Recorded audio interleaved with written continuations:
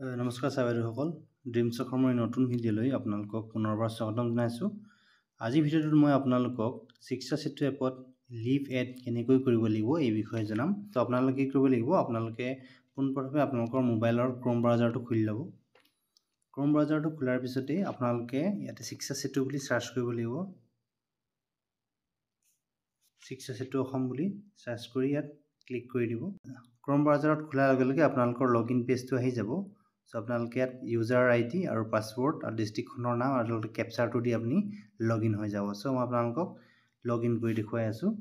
So আপোনালোকৰ user ID আৰু password দি login কৰিলে আপোনালোকৰ এই পেজটো খোল খাই যাব। দেখিবলৈ পাইছে আপোনালোকে এই পেজটো খোল খোৱাৰ পিছতে আপোনালোকে বাওঁফালে ওপৰত দেখিব তিনিডাল আঁচ, সেই তিনিডাল আঁচত ক্লিক কৰিব।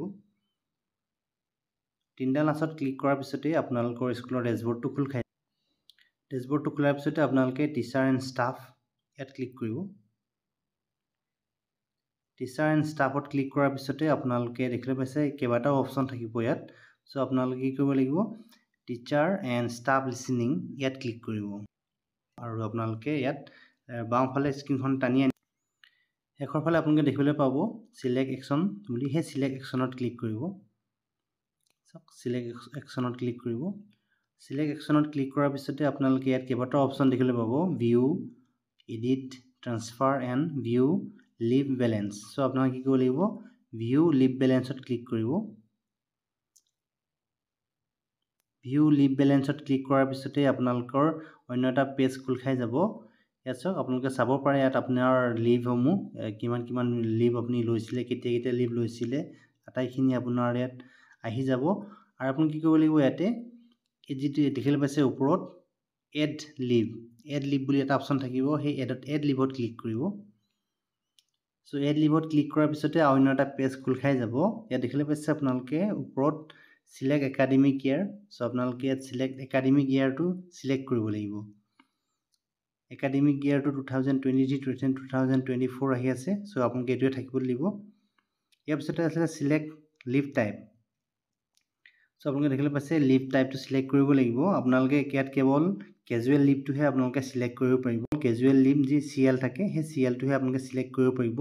বাকী অন্যান্য যিসমূহ লিভ আছে সেই লিভসমূহ কেনেকৈ পিছত চিলেক্ট কৰিব, পৰৱৰ্তী পৰ্যায়ত আপোনালোকৰ ভিডিঅ'সমূহত জনাম যে পৰৱৰ্তী যিবিলাক লিভ থাকে সেই লিভসমূহ আপোনালোকে কেনেকৈ এড কৰিব পাৰিব।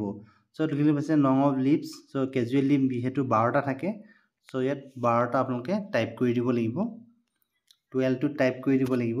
টাইপ কৰাৰ পিছত আপোনালোকে দেখিবলৈ পাইছে এটা তলত দেখিবলৈ পাইছে ইয়াত আপোনালোকে টিক কৰিব লাগিব।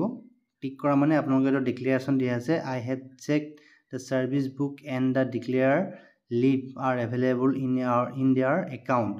সো আপুনি যদিহে এই লিভসমূহ আপোনালোকে এড নকৰে, তেতিয়াহ'লে 1 এপ্ৰিলৰ পিছত আপোনালোকে যেতিয়া স্কুলত অনুপস্থিত থাকিব তেতিয়াহ'লে আপোনাক এবচেণ্ট বুলি ধৰা হ'ব, আৰু এবচেণ্ট ধৰাৰ লগে লগে আপোনাৰ দৰমহাৰো কৰ্তন হ'ব পাৰে। যদি আপুনি 1 এপ্ৰিলৰ পিছত বিদ্যালয়ত কোনোদিন যদি উপস্থিত থাকিব নোৱাৰে, তেতিয়াহ'লে আপোনাক এবচেণ্ট বুলি গণ্য কৰা হ'ব আৰু লগতে আপোনাৰ যি দৰমহা সেই দৰমহাও কাটিব পাৰে। সো সেইকাৰণে আপোনালোকে এই লিভ এড কৰাটো বাধ্যতামূলক হৈ আছে। সেইকাৰণে আপোনালোকক আজি ভিডিঅ'টো জনালোঁ মই আপোনালোকক কেনেকৈ আপোনালোকে শিক্ষাসেতু এপত লিভ এড কৰিব পাৰিব। সো ইয়াত ছাবমিট কৰাৰ লগে লগে আপোনাৰ যি লিভ এডটো কমপ্লিট হৈ যাব। সো ভিডিঅ'টো ইমানখিনি আছিলে। ভিডিঅ'টো চাই কেনে পালে কমেণ্ট কৰিবলৈ নাপাহৰিব, আৰু যিসকল ছাৰ বাইদেৱে মোৰ চেনেল নতুনকৈ চাই আছে আপোনালোকে কাইণ্ডলি চেনেলটো ছাবস্ক্ৰাইব কৰিবলৈ নাপাহৰিব। ধন্যবাদ।